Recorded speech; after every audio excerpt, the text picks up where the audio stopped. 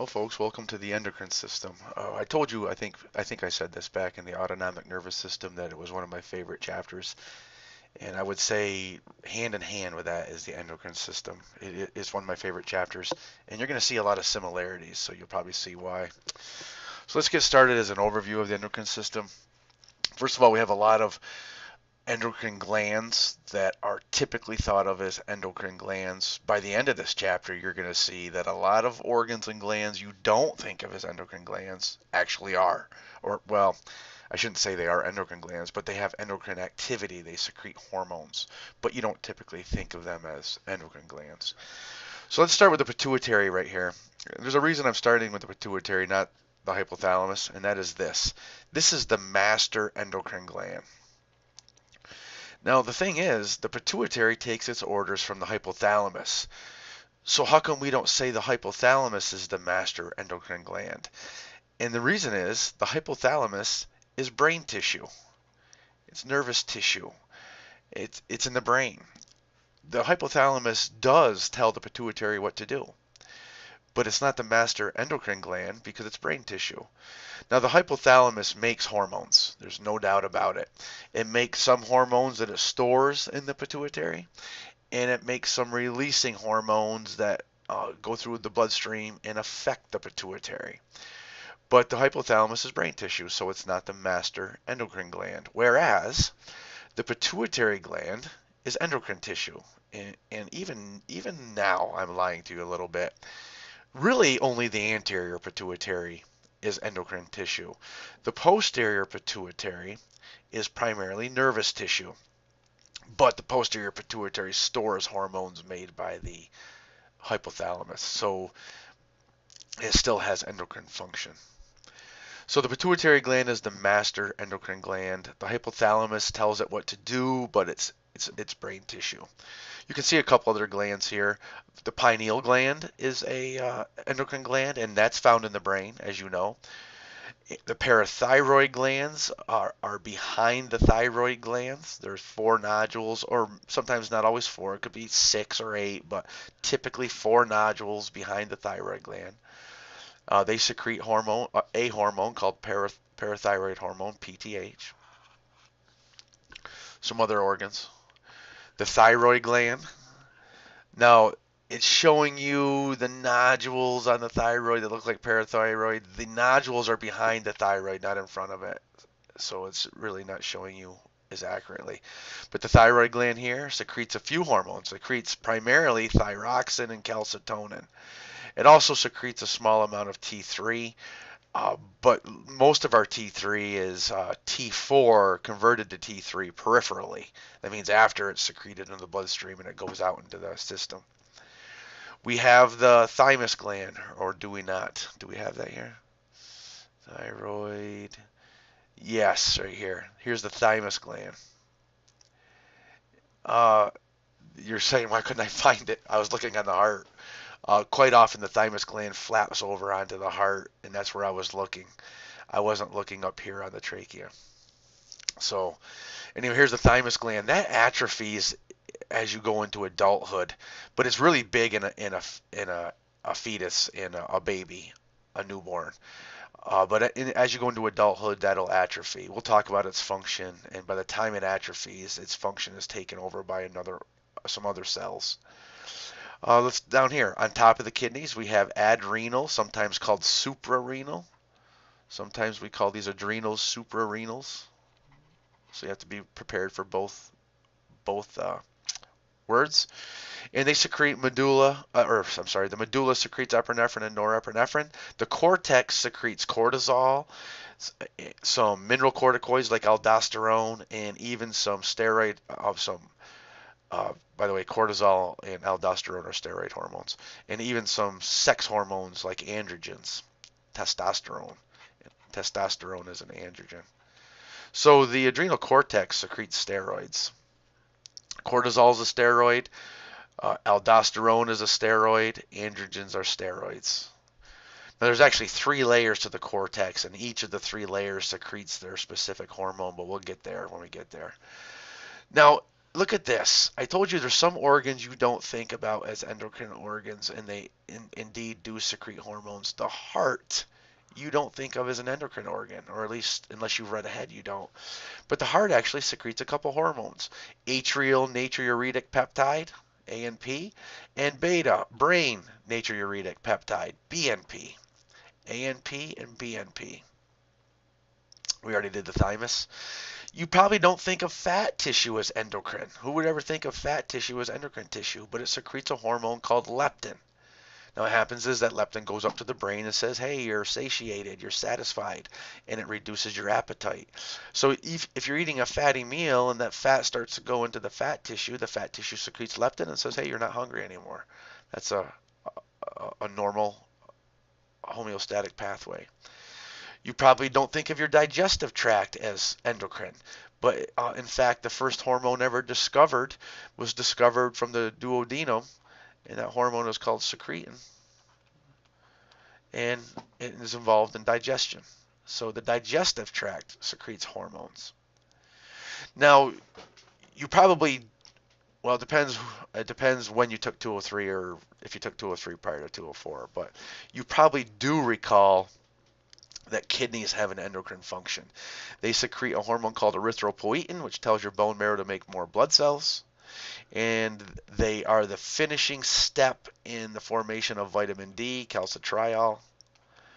If you remember that from the skin chapter, the sunlight hits the skin and cholecalciferol is made. Cholecalciferol goes to the liver and it's converted to 25-hydroxycholecalciferol. And that 25-hydroxycholecalciferol goes to the kidneys and is converted to 1-alpha-25-dihydroxycholecalciferol, also known as calcitriol, which is vitamin D. And that's actually a hormone. All right. And of course, you probably do think of your gonads as endocrine because you know that they secrete androgens if you're male and estrogens if you're female. Now, just so you know, men also make estrogen and females also make testosterone. But primarily, testes make a lot of testosterone and ovaries make a lot of estrogen, and a little bit vice versa, but not a lot. So primarily, it's the estrogen in females and testosterone in men. All right, so that's the endocrine system. Oh, I forgot one. The pancreas. The islets of Langerhans pancreas has exocrine and endocrine function, as you know. The islets of Langerhans in the pancreas have endocrine function. They have different cells in there. They have the alpha cells, the beta cells, the delta cells, etc. The beta cells secrete insulin. The alpha cells secrete glucagon. So the pancreas secretes hormones. All right, now let's this is a collage of everything we just talked about. We had two big pictures. You can see this big picture and you can see this big picture, and then we have the collage of all of it. But let's talk about what's going on here a large amount of the time. A large amount of the time, the hypothalamus, abbreviated HTM for me, secretes these releasing hormones. Call them RH, releasing hormones. Every releasing hormone will have its specific name. Like corticotropin releasing hormone is CRH, growth hormone releasing hormone, GHRH, etc., etc. Okay? So hypothalamus secretes releasing hormones. That goes to the pituitary and tells the pituitary to release that particular hormone. Like corticotropin releasing hormone tells the pituitary release adrenocorticotropic hormone. Growth hormone releasing hormone goes to the pituitary and says release growth hormone. Gonadotropin releasing hormone goes to the pituitary and says release your gonadotropins. So the hypothalamus releases releasing hormones, which goes to the pituitary and tells the pituitary to release its tropic hormones. Now, another word for tropic is stimulating. And in fact, sometimes we call these tropic hormones stimulating hormones. For example, thyrotropin can also be called thyroid stimulating hormone.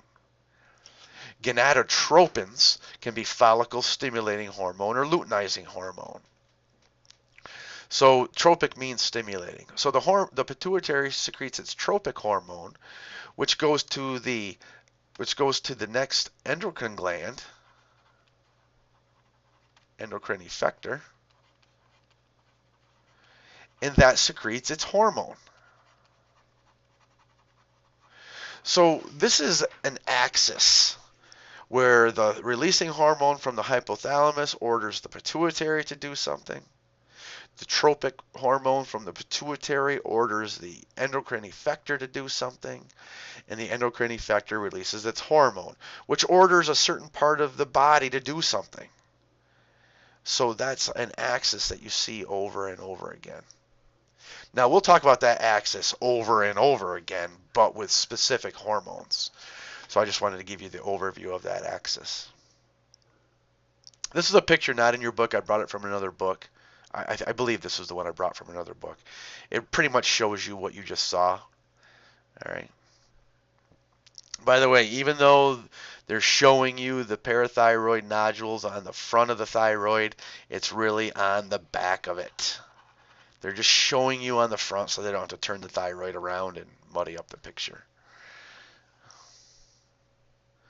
Okay, let's talk about some intracellular communication. Let's remind ourselves that we have some cell-to-cell communications. First of all, you know this from Bio 203. There's gap junctions. Sometimes there's gap junctions between cells, and you have direct communication between cells. That's a direct communication. Sometimes a cell releases a chemical into the fluid, interstitial fluid, and it affects neighboring cells. That's called paracrine communication, when the chemical affects neighboring cells. In fact, a real special type of paracrine communication is actually synaptic communication. Let's be clear here. Synapses are really paracrine communications. The chemical, the neurotransmitter, is secreted from one cell into the fluid, and it affects a neighboring cell, the postsynaptic cell. So really, synaptic communication is a special type of paracrine communication.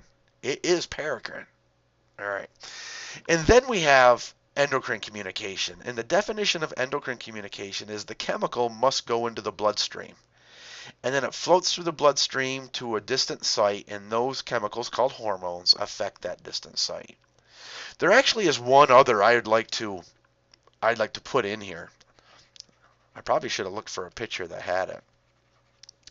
There is such thing as autocrine, where the cell secretes the chemical, and the chemical turns around and binds a receptor on that cell and affects itself. There is autocrine communication.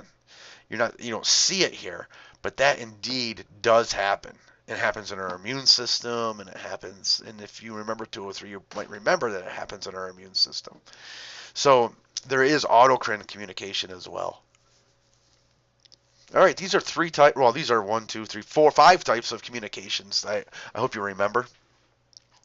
You remember most of them. We're going to talk about endocrine communication in this chapter.